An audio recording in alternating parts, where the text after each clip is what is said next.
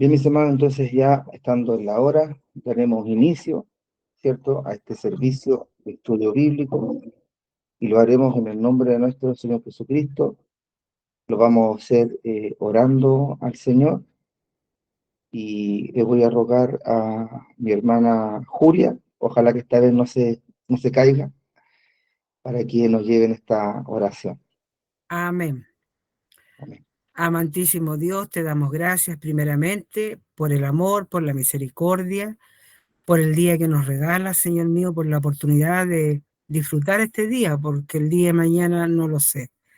Pero te damos gracias por tu amor, por tu misericordia. Ahora ayúdanos, Señor, a cada uno a concentrarnos, a aprender de tu palabra, Señor mío, porque a eso nos conectamos, a este estudio bíblico, a aprender cada día de la enseñanza de tu palabra, porque hay una palabra siempre que tengo grabada en nuestro amado obispo que decía: yo todos los días aprendo, todos los días el Señor me enseña a través de su palabra.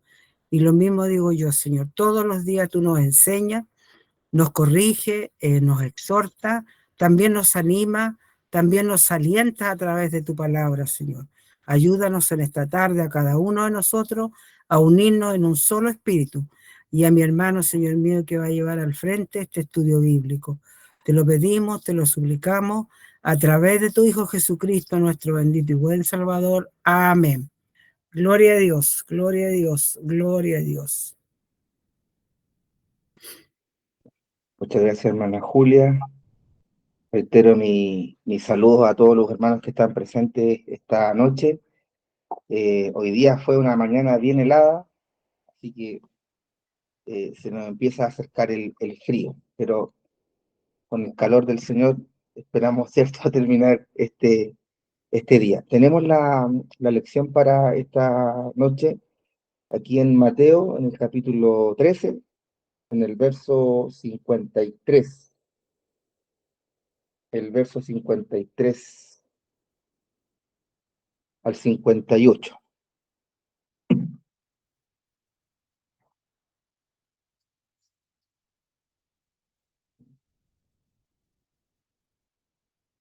Mateo capítulo 13, del verso 53 al 58.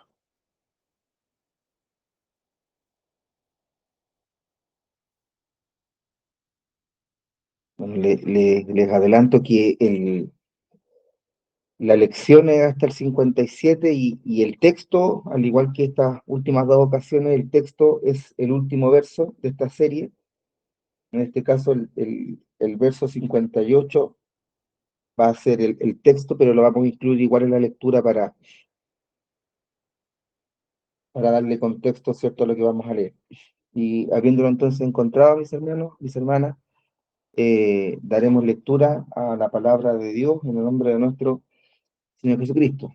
Dice así: aconteció que cuando terminó Jesús estas parábolas, se fue de allí y venido a su tierra, les enseñaba en la sinagoga de ellos, de tal manera que se maravillaban y decían: ¿de dónde tiene esta sabiduría y estos milagros? ¿No es este el hijo del carpintero? ¿No se llama su madre María y sus hermanos Jacobo, José, Simón y Judas? ¿No están todas sus hermanas con nosotros? ¿De dónde, pues, tiene todas estas cosas? Y se escandalizaban de él, pero Jesús les dijo: no hay profeta sin honra, sino en su propia tierra y en su casa. Y no hizo allí muchos milagros a causa de la incredulidad de ellos. Que Dios nos bendiga hoy a través de su palabra, ya en esta noche.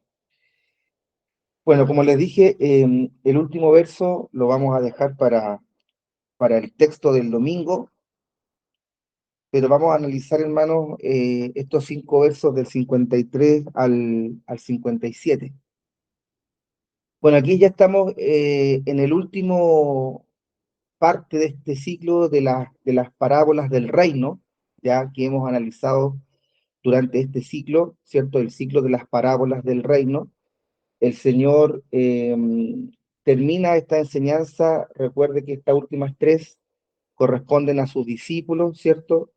Y ahora el Señor transita a otra región y, y el recorrido que el Señor hace en esta cronología que hace Mateo, como usted sabe, en el capítulo 8, el Señor estaba en la tierra de Gadara, ¿cierto? De ahí, cuando hemos escuchado, ¿cierto? La denominada tierra de los Garadenos, ¿cierto? Este lugar donde había muchas personas endemoniadas, ¿se acuerdan? Donde el Señor eh, libera a este endemoniado, ¿cierto? Y permite que esta legión que habitaba en este personaje en particular se fueran a los cerdos y los cerdos se tiraron al despeñadero, ¿se acuerdan? Bueno, ahí, ¿cierto? La tierra de Gadara. Después el Señor vuelve a Capernaum, ¿cierto? Donde el Señor enseña estas parábolas del reino. Recuerde que Capernaum, esta caleta de pescadores, ¿cierto? Era la base, por decirlo así, la base de su ministerio. El Señor siempre retornaba a Capernaum, ahí estaba el lugar donde habitaba junto a los discípulos, y después de Capernaum, él entonces se dirige a Nazaret, ¿ya? Porque eso dice, aconteció que Jesús, terminando las parábolas, se fue de ahí. No necesariamente significa que una vez terminado haya tomado las maletas del Señor, ¿cierto? Y se haya dirigido a este lugar. Probablemente haya pasado un tiempo, pero Mateo hace esta cronología entonces diciendo el Señor estuvo en Galilea, ¿cierto? Estuvo en Capernaum y ahora retorna a Nazaret. Eh, Hay algunos que plantean que el Señor habría ido solo una vez a Nazaret, es decir, en su ministerio, porque no olvidemos que el Señor habitó Nazaret por 30 años, ¿verdad? Y que una vez iniciado su ministerio, el Señor habría retornado solo una vez, y otros que plantean que el Señor habría estado dos veces en Nazaret. Y yo soy más bien de la opinión, ya aquí esta es una opinión personal de lo que yo al menos puedo entender de leer la escritura, porque hay, y probablemente sus Biblias, debajo del título que tiene esta sección del verso 53-58, coloca en su, ¿cómo se le llama? En su concordancia, probablemente el pasaje de Lucas 4, ¿cierto? Es parecido al relato que hace Lucas 4, ¿cierto? Del verso 16 al 30, con la diferencia es que en esta situación el Señor se da a conocer en el capítulo 4 de Lucas cuando dice, el Señor abre, ¿verdad? El pergamino, ¿cierto? Abre la Sagrada Escritura, abre la Torá, eh, y recuerden que las personas que estaban allí, en vez de gozarse, ¿cierto? Y en vez de alegrarse por lo que estaban escuchando, ellos prácticamente casi golpean al Señor, ¿cierto? Si usted se da cuenta ahí, ¿cierto? Dice que él toma el libro y él lee el profeta Isaías, ¿verdad? Cuando dice, el Espíritu del Señor está sobre mí, ¿cierto? Y dice que me ha ungido, ¿se acuerda? Ya. Hay teólogos que plantean que este pasaje de Lucas 4 y el pasaje que acabamos de leer son exactamente lo mismo, y que Mateo habría omitido, pero la verdad que yo no creo eso. Yo creo que son dos pasajes diferentes, eh, que probablemente son similares, pero a mí me da la impresión de que el Señor hizo dos visitas a Jerusalén y que la que acabamos de leer sería la última vez que el Señor pisó su ciudad natal, ¿ya? Digo natal más bien porque sabemos que el Señor nace en Belén, ¿cierto?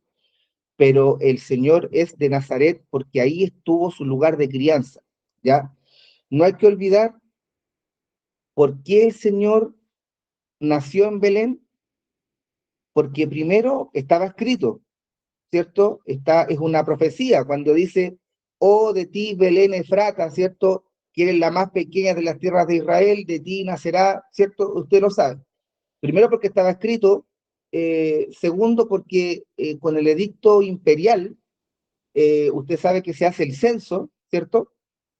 Y la orden imperial era que todas las personas tenían que ir a censarse al lugar de origen. Todos tenían que viajar desde donde estaban, donde se encontraban al momento del edicto imperial, tenían que viajar a su ciudad de origen.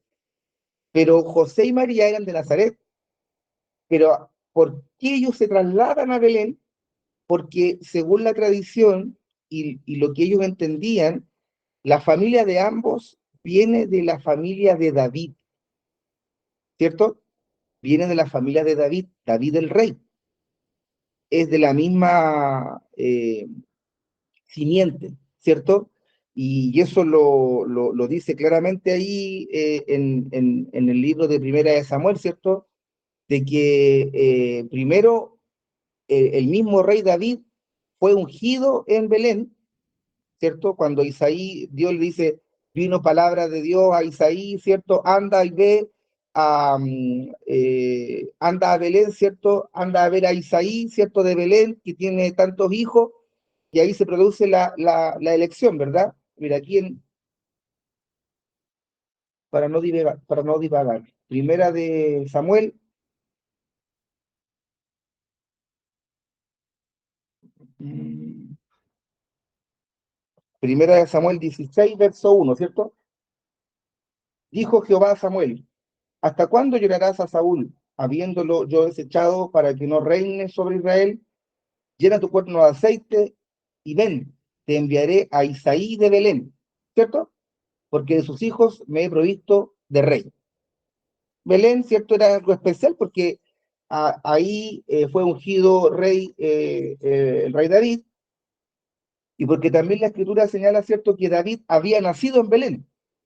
En el capítulo siguiente, ¿no? Primera de Samuel 17, verso 12. Primera de Samuel 17, verso 12. Y David era hijo de aquel hombre efrateo de Belén de Judá. Entonces, si se dice que David era hijo de Belén de Judá, es porque ahí había nacido, ¿cierto? Era hijo de Isaí.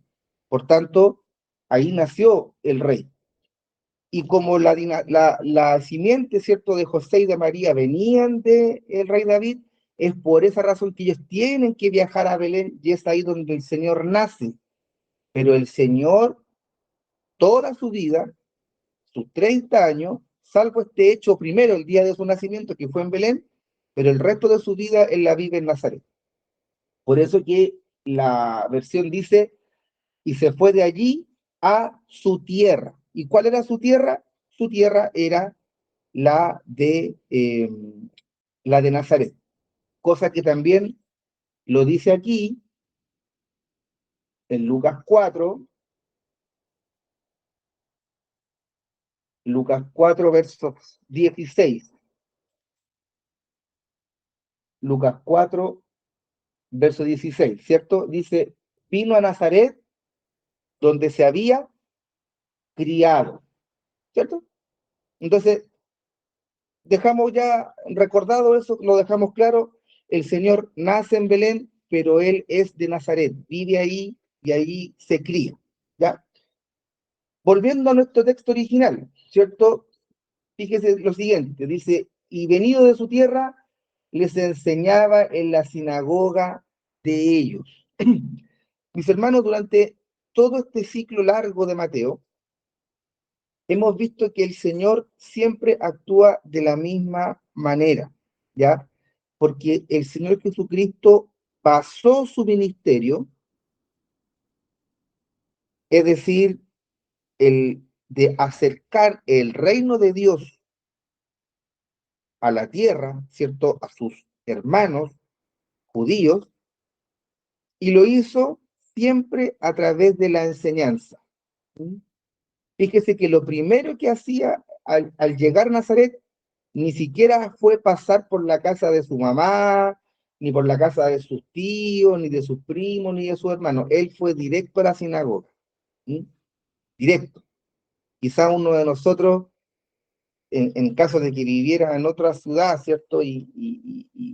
No sé, volviéramos, desconozco si todos son de acá, originarios de Santiago, pero si alguien vive o nació en otro lugar o se crió en otro lugar, probablemente cuando vayamos de visita a nuestra tierra natal, ya teníamos un hermano, el hermano Medela allá en Cerro Navia, que decía, en mi tierra, ¿cierto? Eh, Probablemente uno no pase directo a la iglesia, ¿no? Lo primero que va a hacer va a ir a la casa del familiar de uno, ¿ya? Pero el Señor estaba tan claro de su ministerio, el Señor estaba tan claro de lo que tenía que hacer, que el deleite del Señor Jesucristo era ir a la sinagoga. No había otro deleite, hermano, para él que estar en la casa de Dios. Desde niño. No olvidemos, ¿cierto? Este evento cuando de visita en Jerusalén, como es la costumbre de todos los judíos, ¿cierto? Que tenían que ir al templo a ofrecer sacrificios, ¿cierto? Como todos los años, y a María y a José se les extravió aparentemente Jesús cuando tenía 12 años, ¿se acuerda? Y de repente lo escuchan en el templo y lo ven que estaba él parado, ¿cierto? O probablemente, según la costumbre judía, él estaba sentado y un montón de gente escuchándolo y la madre le llama la atención, le dice, oye, te hemos estado todo este día buscándote, ¿dónde estabas? Y Jesús, ¿qué le dice? Palabras que usted ya la sabe mejor que yo, ¿cierto? ¿Acaso no sabéis que en los negocios de mi padre me conviene estar? Entonces yo le hago la pregunta, ¿usted se goza en ir a la iglesia? ¿Ese es su deleite real? ¿O siempre tenemos una excusa para no ir? No me la conteste mía. Yo le hago esa pregunta y usted conteste en su corazón y ese día de, si le toca a usted dar la clase, hágale la pregunta a los hermanos. ¿Realmente está en usted el deleite de ir a la casa del Señor, a escuchar la enseñanza, a escuchar la palabra, a ir a orar eh, y de ir a alabar y bendecir el nombre del Señor? ¿Es algo trascendental para nosotros? ¿Es algo sublime para nosotros ir al templo, ir a la casa del Señor? Porque para Jesucristo lo era.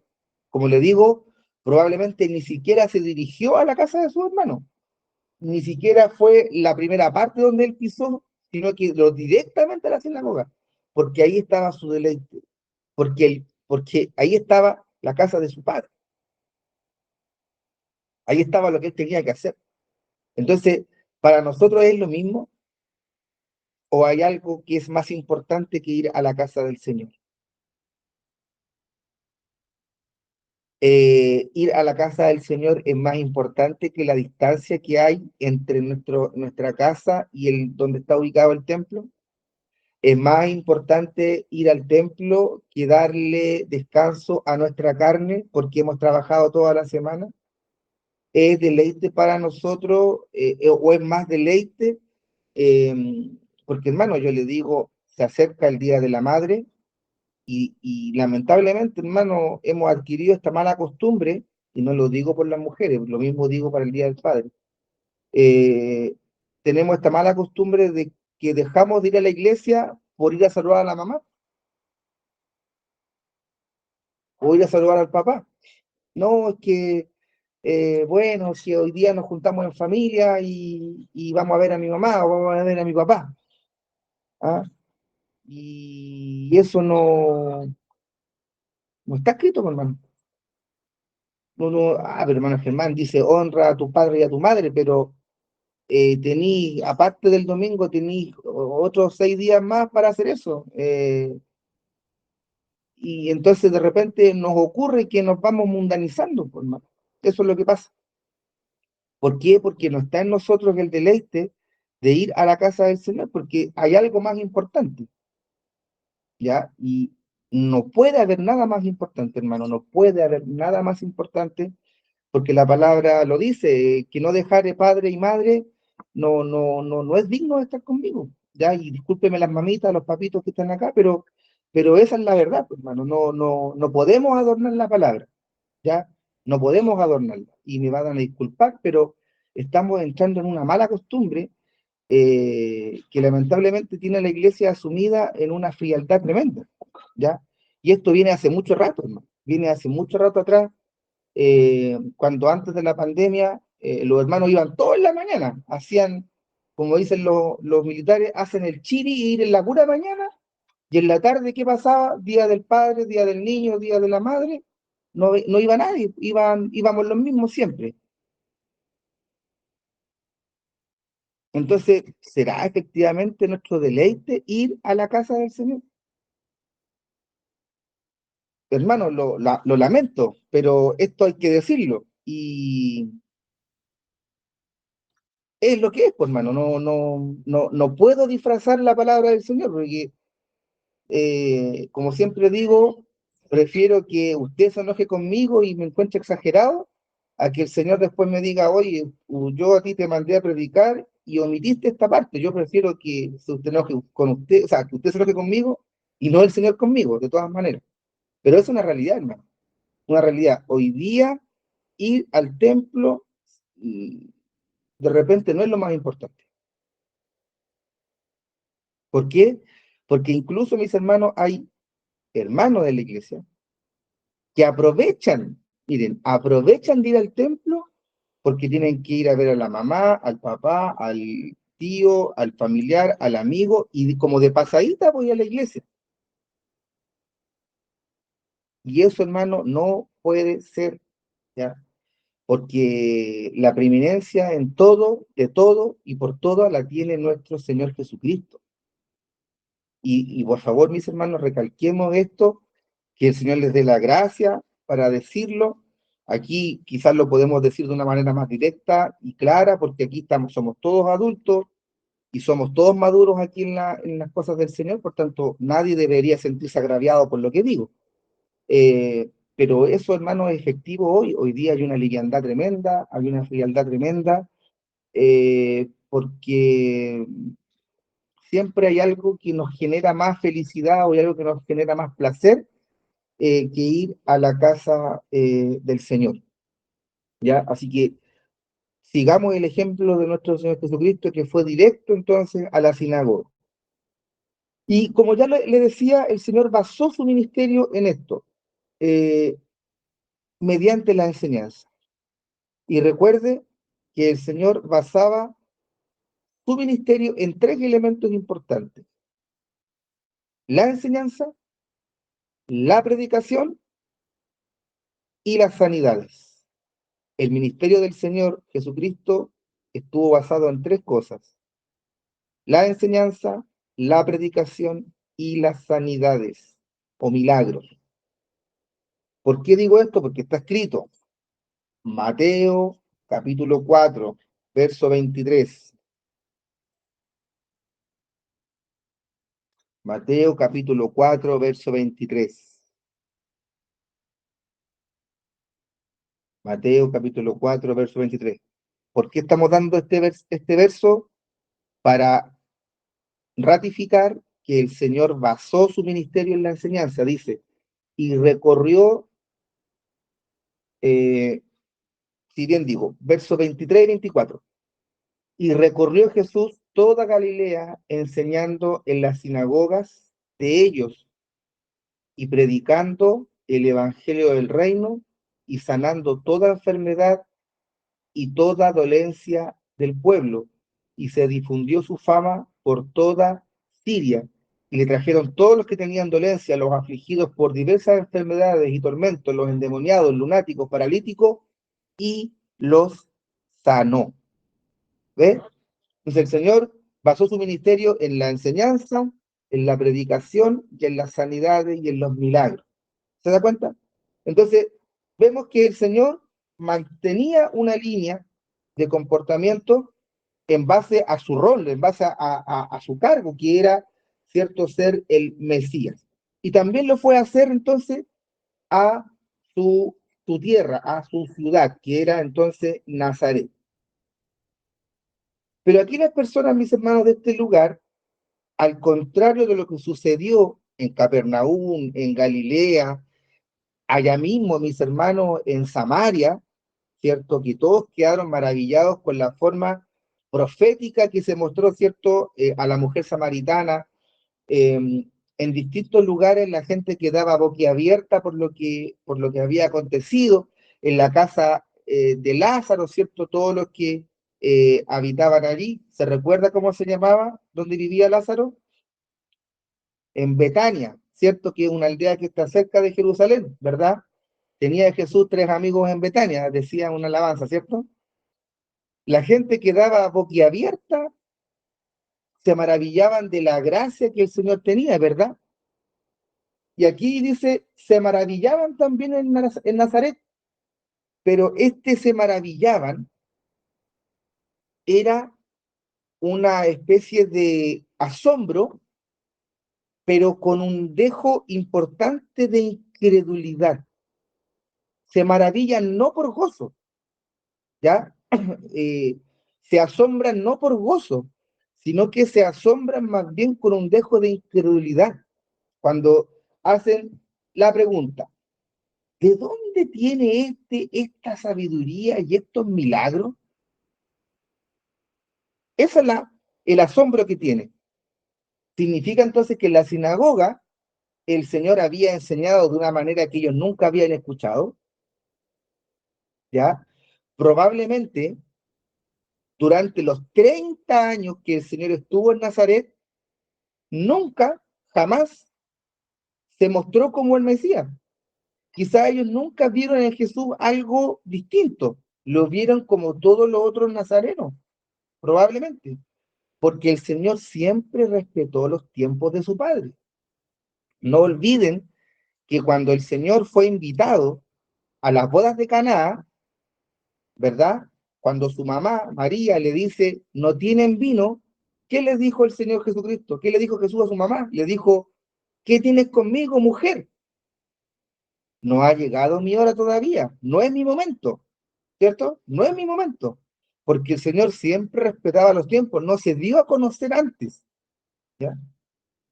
Entonces ellos se maravillaban, por eso que es un poco extraño, bueno, no conocían a Jesús, claro, conocían a Jesús, el hijo de María y José, pero no conocen a Jesús el Mesías, no lo entienden, no lo conocen, no lo perciben, ¿ya? Entonces, se maravillan, es con un dejo importante de incredulidad, ¿ya?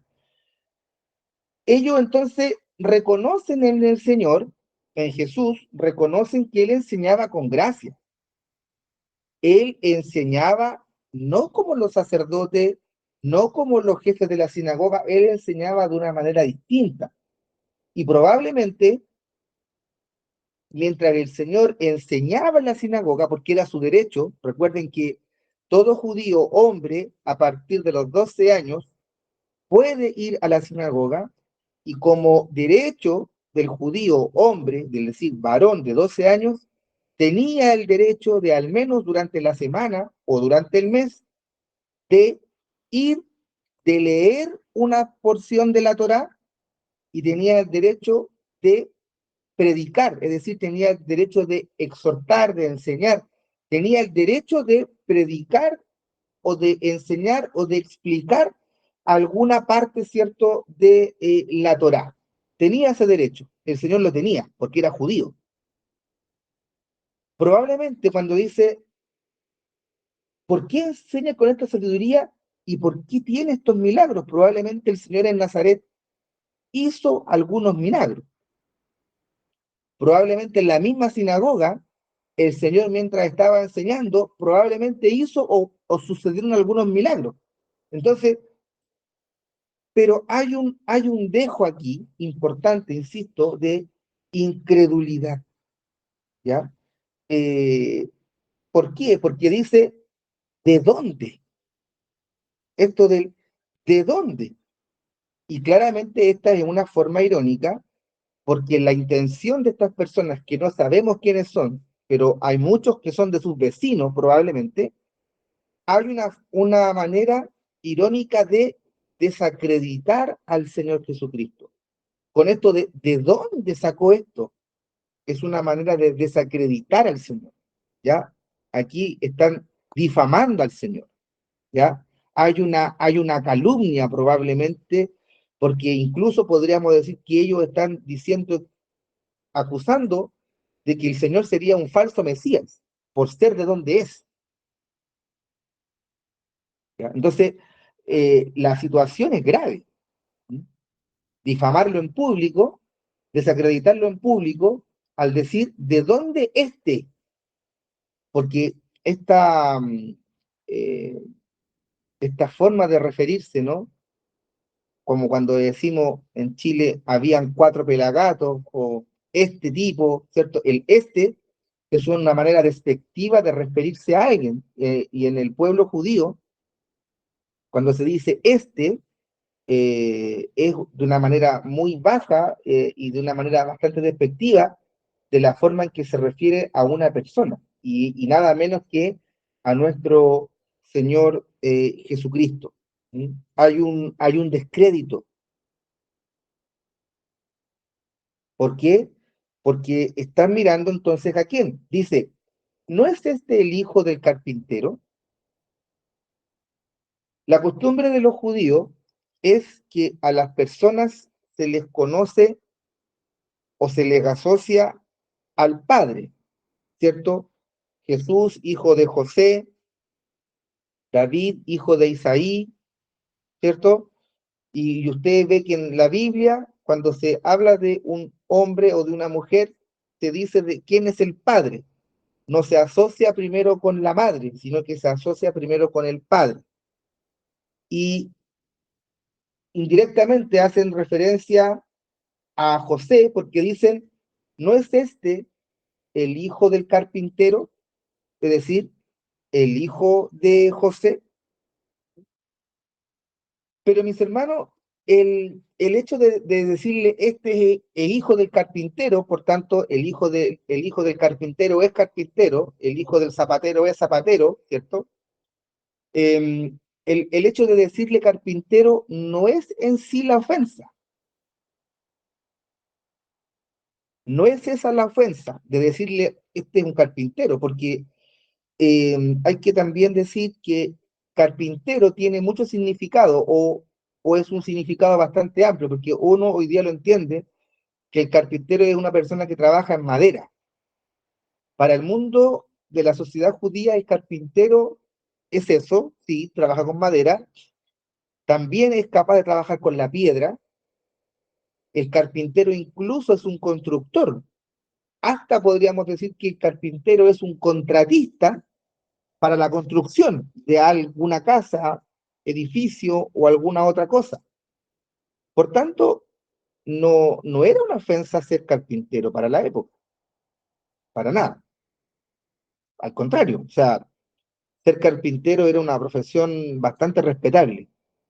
Pero el hecho, insisto, que le digan el hijo del carpintero no es la ofensa en sí, por la eh, por el oficio que desarrolla.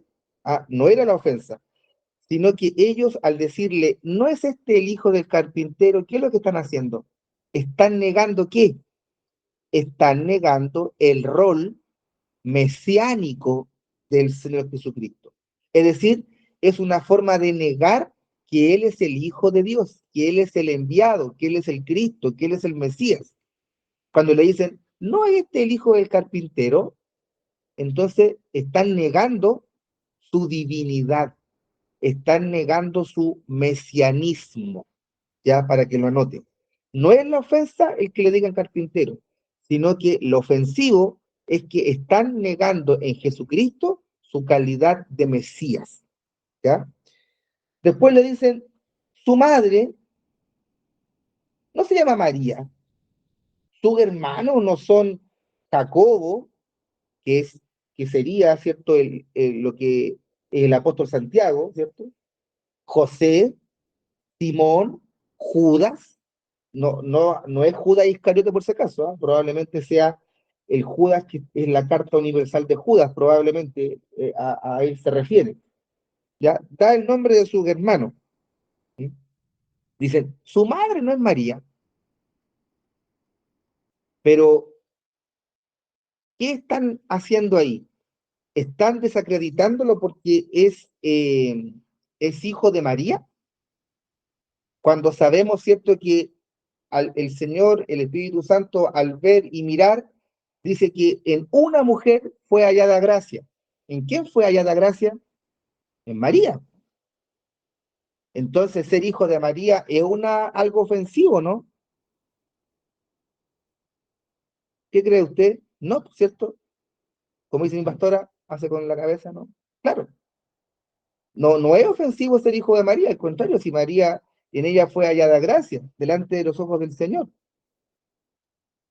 No está la ofensa ahí, sino que probablemente, que ya se decía del Señor, porque todo el mundo supo, después probablemente, que José no era el padre biológico de Jesús. Y probablemente la gente se enteró cómo había sido la forma en que Jesús había nacido. Por tanto, estaban negando también el nacimiento virginal del Señor. Cuando le dicen, no es María la mamá, ¿ya? Es decir, están eh, trivializando, están humanizando ofensivamente la persona del Señor Jesucristo. Al humanizarla de forma ofensiva, es decir, negándole su calidad de Mesías, negándole la calidad de nacimiento virginal, ¿ya? Porque María era virgen porque no conoció varón, es decir, no conoció varón sexualmente, y Jesús nació de una relación no sexual, ¿cierto? Por eso decimos virginal. Cuando le dicen no es María, su mamá, no es Jacobo, José, Simón y Judas, sus hermanos, para la tradición generalmente se dice que Jesús tenía 4 hermanos y 2 hermanas. Entonces, le dicen, ¿por qué le enfatizan eso? Porque están negando justamente la forma en que fue concebido el Señor Jesucristo. Ya, como lo relata ahí el libro del el Evangelio de Lucas, ¿no? Dice que María fue envuelta, ¿cierto? Fue envuelta en el Espíritu Santo y cierto que sobre ella sobrevino el Espíritu Santo, fue concebida en ella un hijo, ¿verdad? Eso es lo que están negando. Están negando la condición del Señor Jesucristo.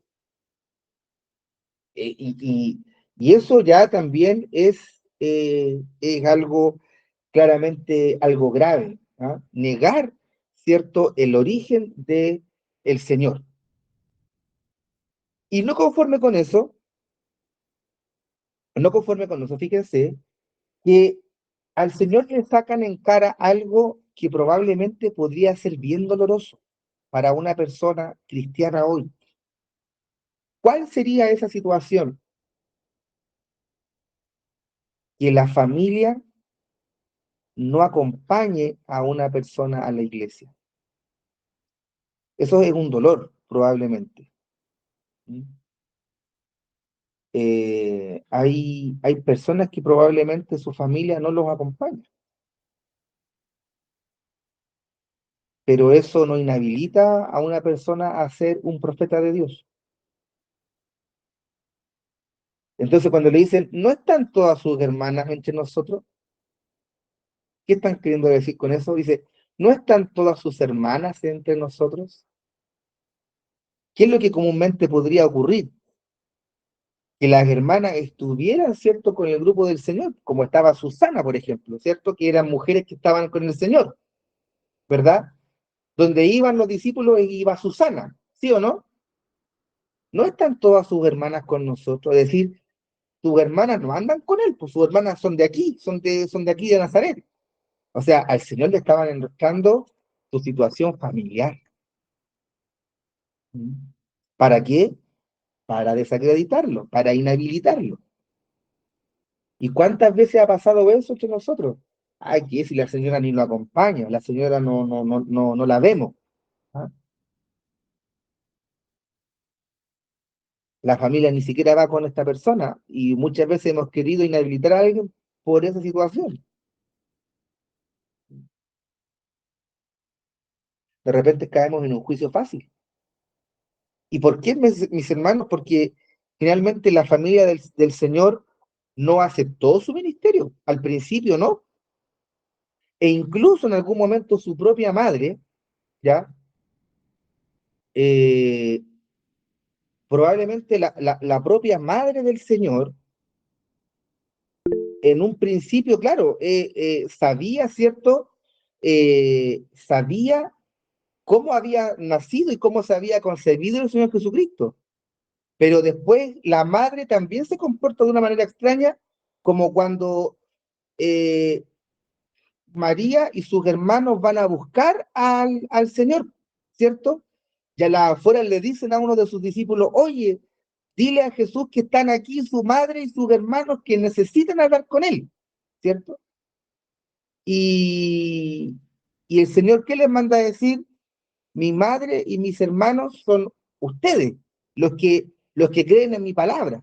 O sea, había una situación de Jesús con su familia, por cierto, y eh, de hecho, la familia del Señor no creyó, y los hermanos del Señor vinieron a creer recién después de muerto y de resucitado. Mi pastor, usted levantó la mano, ¿desea decir algo? Pastor Samuel, mi pastor tiene la mano levantada, ¿quiere decir algo? Se le queda la mano arriba entonces. Mi pastor quiere hablar algo. No, mi hermano Germán, solamente se estaba tratando de conectar. Ya que tiene la mano levantada ahí. Ya, Sí, es que está ingresando, pero no sabe cómo hacerlo. ya. Decía entonces que los hermanos del Señor vinieron a creer después de su muerte y de su resurrección. ¿Ya? De hecho, Santiago, que fue su hermano, llegó a convertirse en obispo de la iglesia, eh, pero eso fue mucho tiempo después. Pero al principio no creyeron, y de hecho, el mismo apóstol Juan señala una conversación que es la única conversación que está registrada en los evangelios, y la registra el apóstol Juan aquí en el Evangelio de Juan en el capítulo 7. Este tema de la familia, hermano, siempre ha sido un tema, ¿eh? Que la familia no crea, que la familia, sobre todo de los siervos del Señor, que haya una parte de la familia que no crea, incluso a su propio padre o abuelo o tío, como sea el caso. Miren, en fin, vamos a leer esta es la única eh, aparición, y esta es la única conversación que se registra de los hermanos de Jesús con él, donde vemos claramente, donde Juan hace una aseveración en el verso 5. Mire, dice, después de estas cosas andaba Jesús en Galilea, pues no quería andar en Judea, porque los judíos procuraban matarle. Estaba cerca la fiesta de los judíos, la de los tabernáculos, y le dijeron sus hermanos, mire cómo le dicen, sal de aquí, wow, y vete a Judea, para que también tus discípulos vean las obras que haces. Porque ninguno que procura darse a conocer hace algo en secreto. Fíjense de lo que le acusan. ¿Ya? Dice, ciertas cosas haces, manifiéstate al mundo. ¿Se da cuenta cómo lo están incitando? Hay ahí son insidiosos con el Señor, ¿ya? Y lo desafían a que no ande escondido, ¿cierto? Sino que se dé a conocer claramente. O sea, prácticamente le están diciendo, bueno, si no eres tan valiente, anda aunque te maten. Qué tremendo, qué, qué, qué tremendo esto, mis hermanos. En aquello, cuando ocurre que por causa del Señor hay hermanos que no se hablan por, por el Evangelio. Eh, que probablemente algunos de sus hijos vengan a la iglesia y otros no, y es una situación que se da. O sea, si pasó con el mismo Señor Jesucristo, no se sienta mal usted si no se sienta mal usted si es también su caso. Hay que seguir orando al Señor, hay que seguir esperando el tiempo del Señor para que Dios le dé la victoria en medio de su casa, en medio de su familia, en medio de su hogar. Ya no pierda la fe de que el Señor se va a mover poderosamente en medio de su casa. Ya crean. Fíjese después lo que le dicen. Si estas cosas haces, manifiéstate al mundo. Y aquí el apóstol Juan, en el verso 5, él hace y declara, dice lo siguiente: porque ni aún sus hermanos creían en él. Porque ni aún sus hermanos creían en él. Entonces, te das cuenta que aquí hay una forma bien baja, una bajeza de parte de estas personas de Nazaret cuando le dicen, ¿no están sus hermanas con nosotros? Y después le dicen, ¿de dónde pues tiene todas estas cosas? ¿Cómo es posible que uno de nosotros, uno que vive en Nazaret, cómo es posible que uno que aún ni siquiera a su propia familia le cree, tenga esta autoridad de predicar, de enseñar y de sanar? ¿Cómo es posible? O sea, eso es lo que están haciendo. Eso es lo que le están diciendo. ¿Cómo es posible que esta persona haga todas estas cosas? O sea, por un lado, reconocen que el Señor tiene algo especial, tienen que reconocer la maravilla que el Señor hace a través de la enseñanza, de la predicación y a través de la obra de su palabra y de sus manos para hacer milagros y sanidades, pero no lo aceptan. No lo aceptan. Y le enrostran la situación familiar. Ahora, el Señor era una persona adulta, ¿ya? El Señor es una persona adulta, por tanto, él no se podía hacer responsable de la conducta de sus hermanos. Si los hermanos no creían, él no se podía hacer cargo de eso, no era responsabilidad. Si la misma madre del Señor no lo acompañó en su ministerio, él no se podía hacer cargo porque él ya era una persona adulta, era algo aparte. Y esta misma regla, mis hermanos, la podemos asumir también en la iglesia hoy día. Usted, si todavía tiene hijos a su cargo, sí se le demanda una responsabilidad, porque usted tiene la obligación, pero si su hijo ya es tan grande, solamente queda el honra a tu padre y a tu madre. O sea, uno siempre va a ser hijo y ante el padre y la madre tiene un respeto, siempre, aunque uno siga siendo adulto. Pero su responsabilidad ya no la tiene porque su hijo o su hija, si ya es adulta o adulto, no lo inhabilita. Ya como el apóstol Pablo, ¿cierto? Cuando habla de los hijos que están en disolución, ¿ya? Porque una persona que gobernara en la iglesia o que fuera, ¿cierto? O el jefe de una sinagoga o que tuviera un cargo de responsabilidad ya en la iglesia, no podía tener hijos que fueran acusados de disolución, ¿cierto? Pero hijos que vivieran con él. Es como el pastor o cualquier pastor no se le puede responsabilizar si los hijos son delincuentes, si son malos, si son ladrones, si viven fuera de su casa y ya están fuera de su techo. El pastor no tiene ninguna responsabilidad y no podemos acusarlo por sus hijos, porque sus hijos ya no viven con él. ¿Me explico? Porque ya son personas adultas. No podemos decir, pero miren los hijos del pastor. Si los hijos del pastor viven bajo su techo, de todas maneras, una persona o un jefe de local no puede tener a sus hijos viviendo bajo su techo siendo acusados de disolución, es decir, de mala conducta. Eso significa disolución. Tener hijos de mala conducta en contra de la fe cristiana, viviendo bajo el techo, eso no puede ser. No puede ser. Si dependen de él. Pero si no dependen de él, no lo inhabilita. ¿Ya? Entonces, aquí vemos cómo mañosamente al Señor lo quieren desacreditar por la conducta de su familia. Y eso, mis hermanos, finalmente, ¿quién lo hace? Lo hace Satanás, el diablo. Satanás, el diablo, siempre va a querer inhabilitarte de alguna u otra manera. Por eso es importante, mis hermanos, que ustedes y yo que predicamos la palabra del Señor, tengamos también en cuenta esto, lo importante que es el respaldo familiar de los que viven con nosotros, de los que dependen de nosotros, ¿ya? Es importante eso, y por eso, mis hermanos, que este es un tema complejo, ¿ya? Es un tema bien complejo, pero de manera muy simple, el llamado es a que las personas que predican tengan a sus hijos en sujeción al padre, que es la autoridad del hogar, la madre, y en sujeción a la iglesia,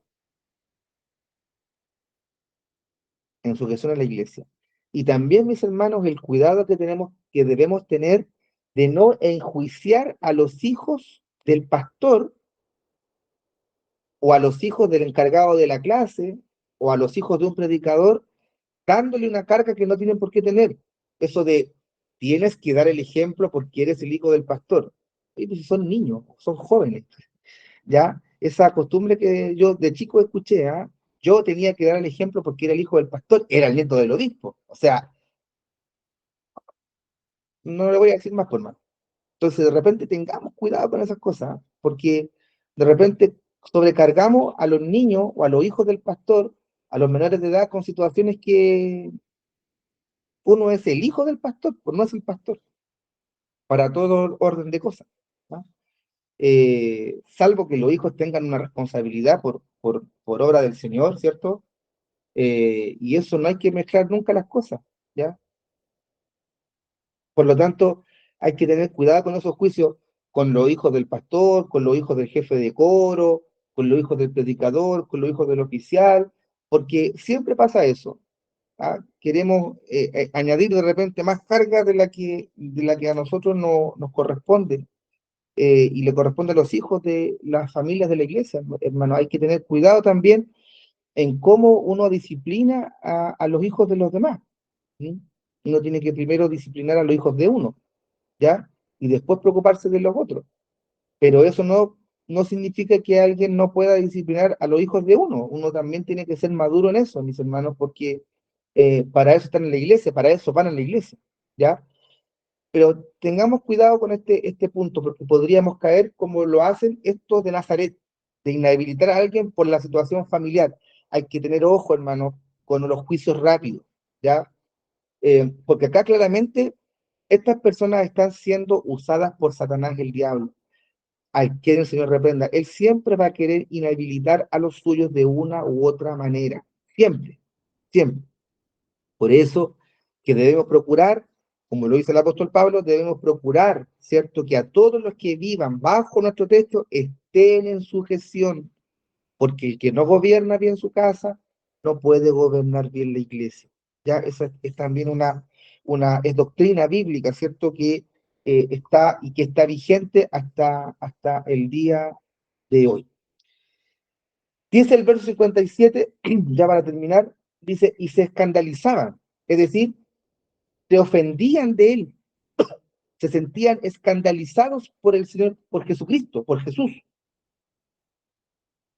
Se escandalizaban por todas estas cosas, es decir, cómo no podían entender cómo uno de ellos, uno que había vivido entre ellos, uno que sin mayor preparación, sin mayor letra, podía enseñar con tanta gracia, ¿cierto?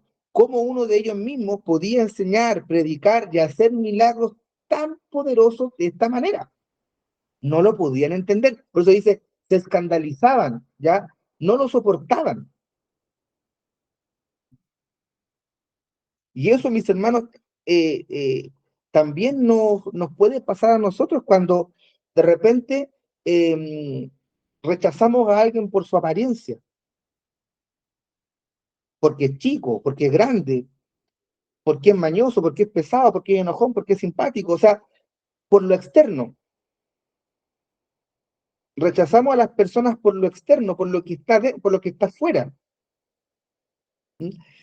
Y esto les pasaba a ellos porque ellos no estaban prestando atención al poderoso mensaje del Evangelio. ¿Por qué? Mis hermanos, el Evangelio venía desde el cielo. Este mensaje del Evangelio venía directamente del cielo, pero ellos no lo recibieron, porque en Jesús de Nazaret veían simplemente a un hombre.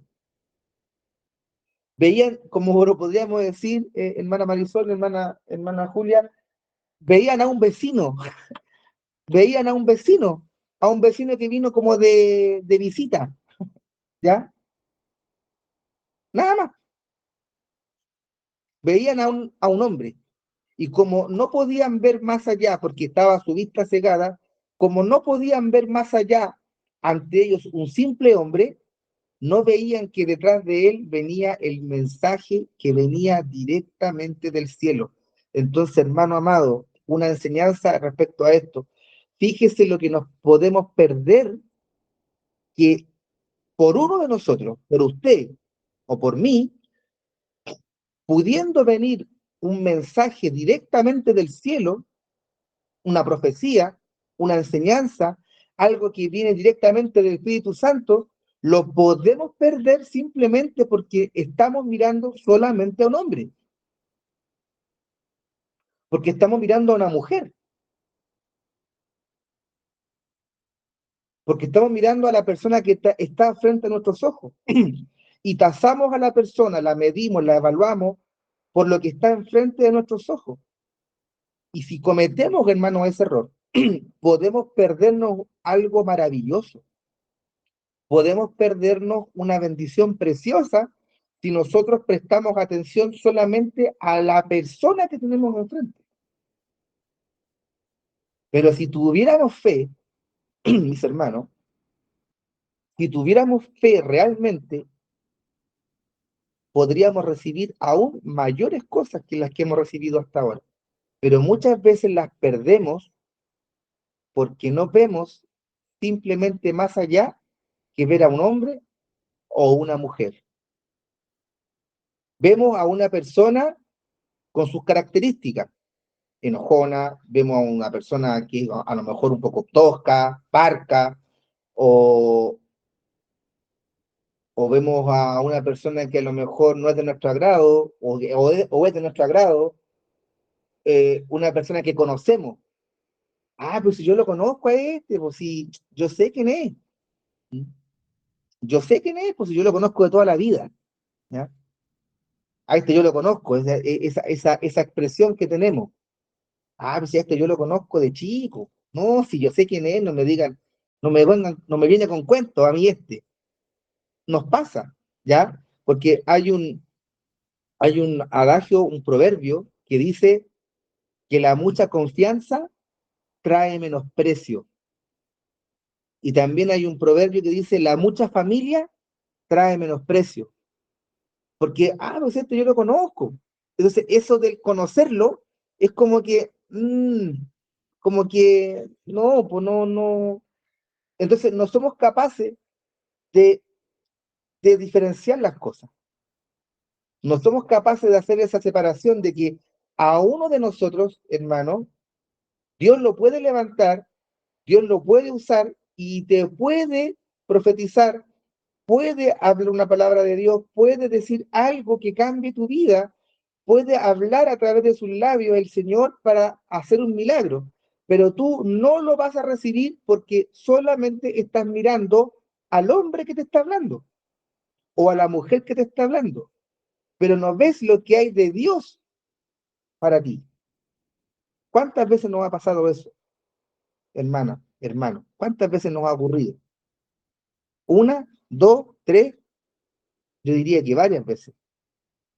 Entonces, por eso que esto está escrito para nosotros hoy. Y fíjense, hermano, ¿qué es lo que tendría que ocurrir?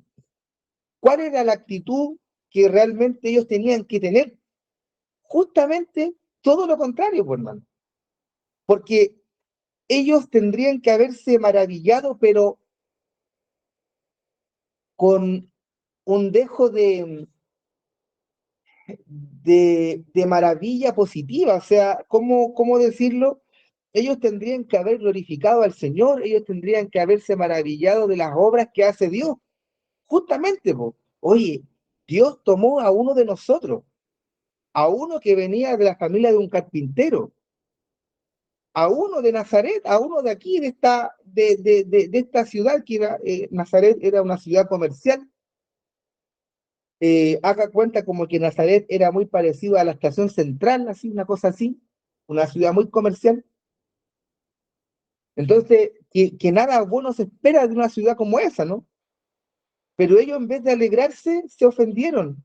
Entonces, justamente ahí estaba el milagro, pues justamente ahí estaba la obra de Dios. Cuando le dicen, ¿podrá venir algo bueno de Galilea? ¿Cierto? ¿Se acuerda de esa expresión? ¿Podrá venir algo bueno de allá de Nazaret?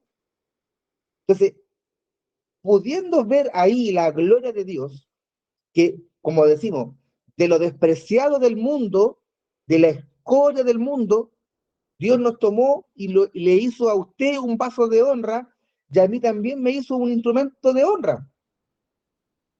Ahí está la gloria del Padre, pues, hermano. Ahí está la gloria del Padre, en que, siendo despreciados del mundo, Dios nos ha hecho sujetos preciados para Él. Gloria al Señor. Qué tremenda alegría, ¿o no, hermano? Pero ellos se ofendieron. Entonces, justamente ese hecho era un hecho milagroso, un hecho maravilloso que debió haberlos convencido de que, como un maestro carpintero, un maestro que trabajaba en madera, ahora es un maestro que trabaja con la palabra divina. ¿Cómo pasó de ser maestro de madera a un maestro, cierto, que cambiaba vida? Un maestro que cambiaba el alma, un maestro que sanaba, un maestro que exhortaba, un maestro que hacía prodigios y milagros. Hermano, la conducta humana de repente es así. Ahora dejó de ser un maestro de la madera para ser un verdadero maestro de cosas eternas, de cosas imperecederas, de cosas espirituales, de cosas gloriosas.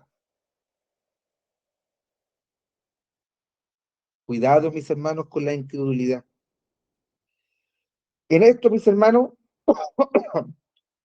cuando Dios muchas veces adopta, y ya con esto termino de verdad, cuando Dios adopta muchas veces formas o métodos que son poco convencionales, eh, probablemente allí se está manifestando la obra de Dios. Cuando Dios hace cosas distintas, cuando Dios hace cosas diferentes, probablemente ahí se está manifestando Dios. Probablemente ahí se está glorificando el Señor. Ahí probablemente podemos ver mayormente su gloria. Que el Señor nos bendiga y finalmente ellos, admirando su gran obra, admirando el respaldo de Dios que había en él, pero de igual forma lo trataron con desprecio.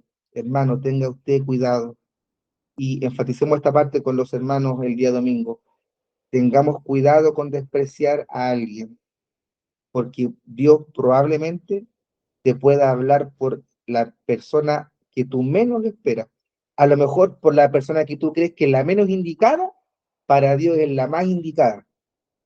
Que el Señor nos bendiga, que el Señor nos guarde. Esta es la enseñanza para esta noche y vamos a orar al Señor. No sé, mi pastor querrá agregar algo o decir algo. Le entrego a él la bendición.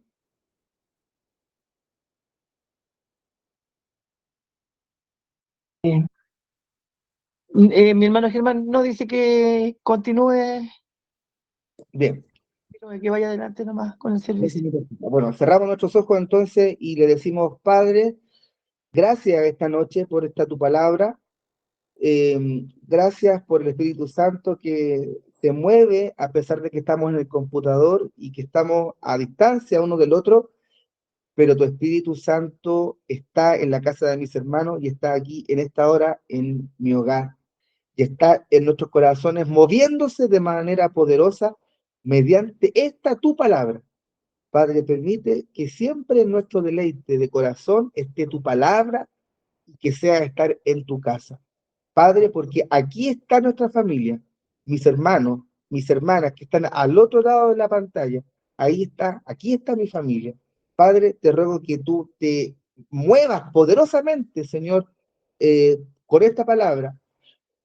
De aquí al domingo, Señor, hagas cosas maravillosas, Padre, y desde ya, Padre, toca las vidas y los corazones de aquellos que van a impartir la enseñanza este domingo. Padre amado, bendícenos, bendíceme, Padre. Rogamos por tus siervos también, nuestros pastores, que usted les guarde, les sane, Señor, también, les levante. Y así también, petición que alcance para todos tus hijos e hijas, Señor. Bendice a mis hermanos por esta ya palabra recibida, Señor, y que ahora el Espíritu Santo haga su obra, que el Espíritu Santo toque, revele, Señor, redarguya, que el Espíritu Santo mueva, inquiera, Señor, para que tus hijos, Padre amado, hagan fluir esta tu poderosa palabra. Señor, deseamos tu bendición, esa que viene de lo alto, que viene del Padre y del Hijo y del Espíritu Santo, mediante nuestro Señor y Salvador Jesucristo. Y la iglesia dice, amén. Amén. Gloria a Dios, gloria a Gloria. Dios, gloria a Dios para siempre. Mis hermanos, que el Señor les bendiga. Mañana los que van a las clases puedan hacerlo. Y nos Buenas encontramos noches. el domingo Buenas- en Cristo. Todos. El Gracias, mi hermano. domingo a poner atención otra vez porque quedé corta. No entendí mucho. Bueno, ahí Gracias. le voy a hacer llegar el estudio grabado para que lo vuelva a repasar. Buenas noches, mi pastora. Gracias, que estén todos Chao, muy chao, que bien. estén Buenas bien.